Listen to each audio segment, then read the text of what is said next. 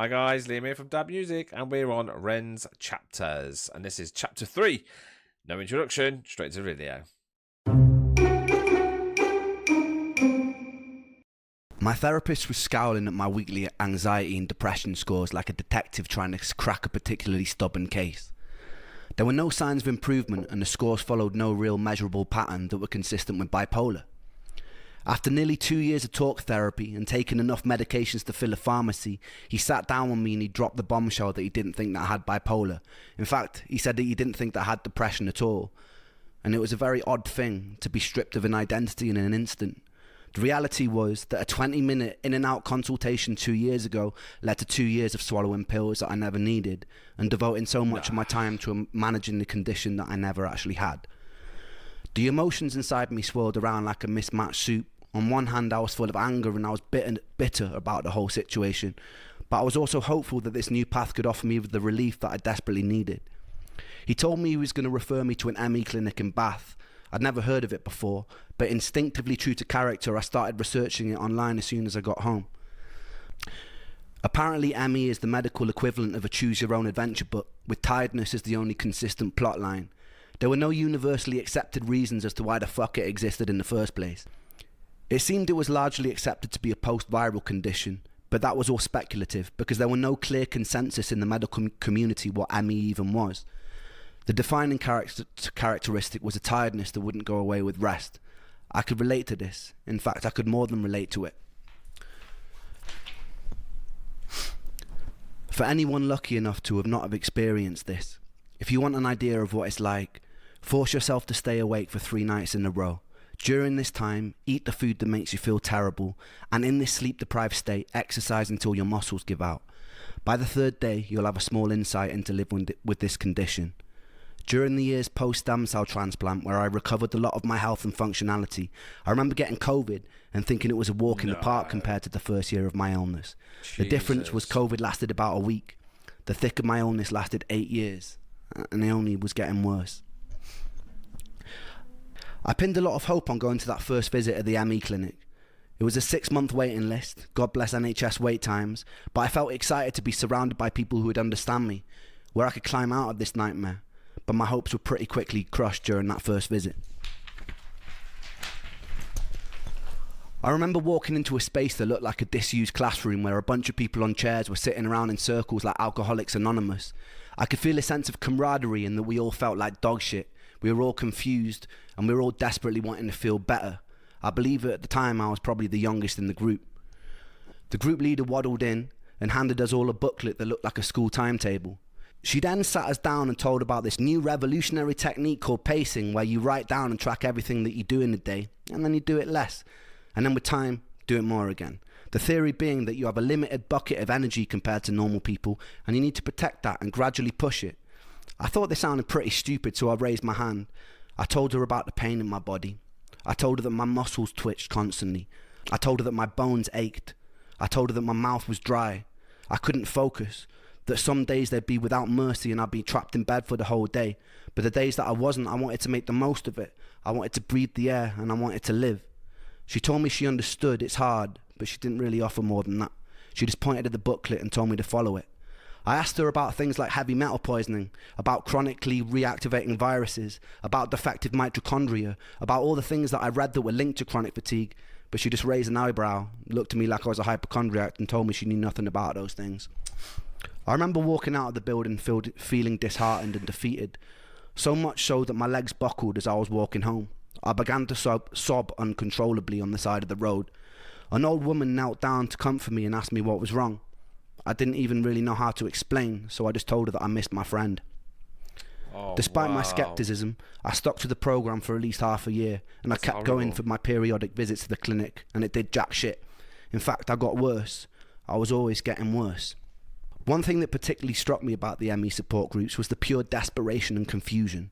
With most other conditions, you're given a diagnosis, a prognosis of whether it's going to kill you, and what you can do to manage it or cure it. With ME, you don't get that. You get an indeterminately long sentence to purgatory. You feel worse than you've ever felt in your whole life, and you're given no explanation as to why, and no signpost pointing the way out.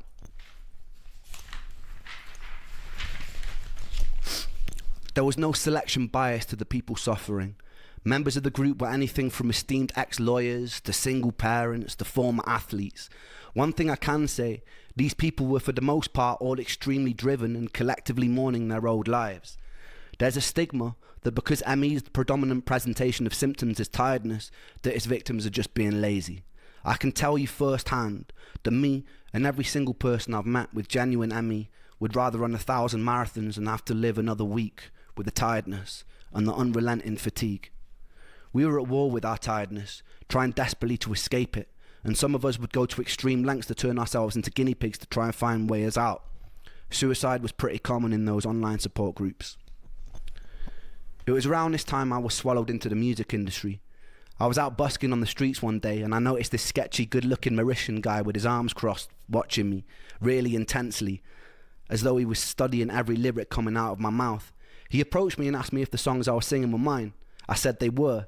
A big smile was painted across his face, and he told me he just finished recording Plan B's latest record, which turned out to be The Defamation of Strickland Banks, one of my favourite albums of all time. Wow. He was looking for a new project to sink his teeth into, and he asked me if I'd come to London to record.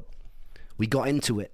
The whole time I felt dreadful, but this was a lifelong dream materialising in front of my eyes, so bit by bit, when I could, I'd get the train to London and start chipping away at my first ever album. I didn't really let on how I was feeling during this time because I didn't want to sabotage it. There would be times I'd finish up in the vocal booth after doing the take, excuse myself to go to the toilet, throw up from the dizziness I was experiencing, sometimes with specks of blood, and then I'd go back and pretend that nothing had happened. I'd be sitting around with the whole room spinning and would pretend I was fine. There was only so long that I was able to keep this up. Eric told me it'd be a cool idea for me to start going to industry showcases and start building buzz. Performing live like this was a whole new level of taxing that I wasn't ready for, but I was so ferociously ambitious that I just ploughed through. The usual way it would go is I'd be in the back of Charlie's car, the whole world would be spinning, I'd be trying my best to sleep in it all day, parked up outside of whatever venue or pub it was in London, trying to conserve energy for the show. Sometimes I'd cry a little before I performed.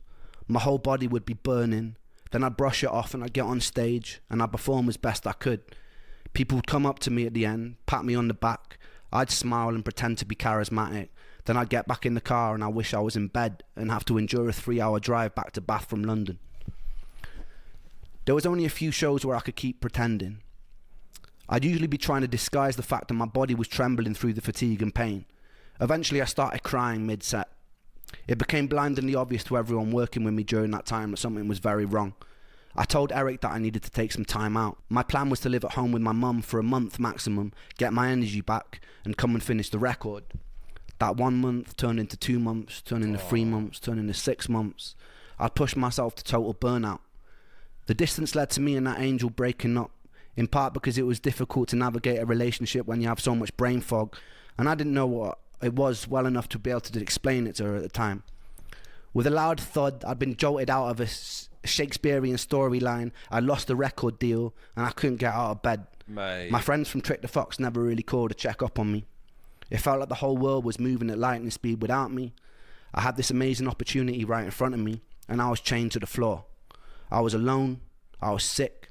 I wished that my condition would get it over with and kill me, but it wouldn't, and it felt cruel that it wouldn't. It just let me rot in bed. The whole world would continue to turn and I would rot. In the next episode, I'm going to tell you about a fight with a television and losing my anal virginity to an 80-year-old man. Stay tuned for that.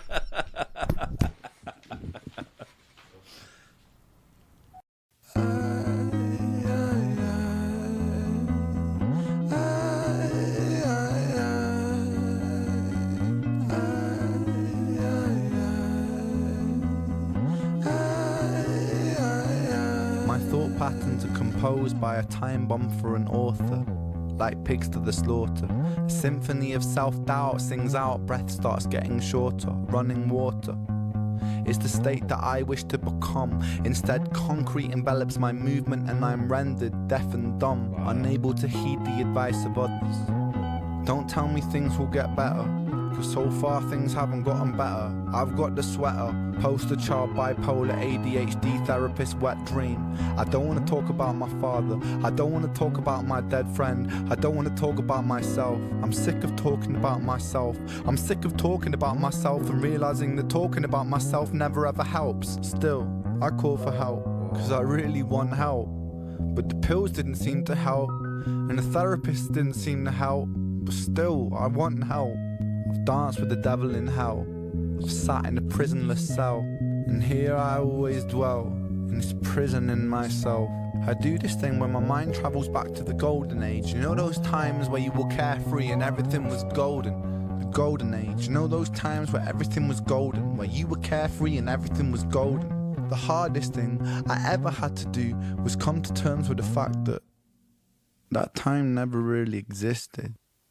Whoa. I've always felt so fucking detached and broken, bruised and mismatched. Find it hard to relax, living under the cracks. Tried to fill in the gaps, lying here on my back. Still, I can't find it. Sense of peace in my mind declined it. Pulse increase and my sweat combines with a feeling so deep I fall inside it.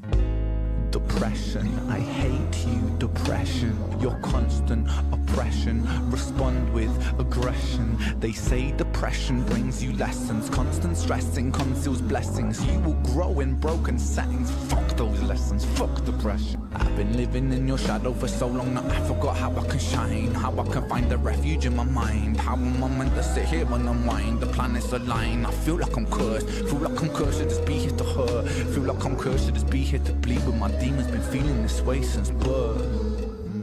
Depression, I hate you. Depression, I hate you. Depression, I hate you. Depression, I hate you. Depression, I hate you. Depression, I hate you. Depression, I hate you.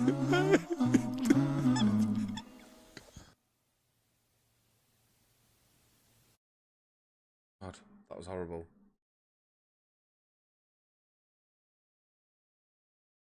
Oh, that really freaked me out, that last bit.